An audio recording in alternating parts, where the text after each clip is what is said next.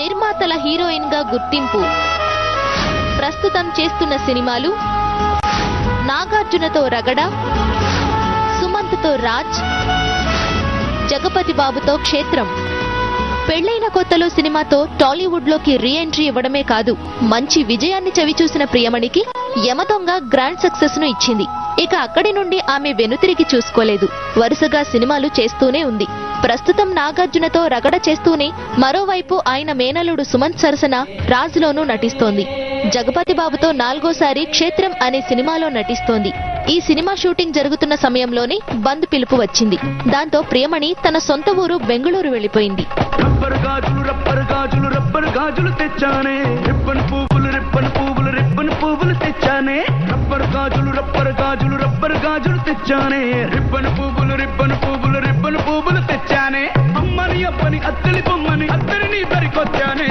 నువ్వంటే పాడి పాడి, నువ్వంటే పాడి పాడి, నువ్వంటే పాడి పాడి చేస్తానే.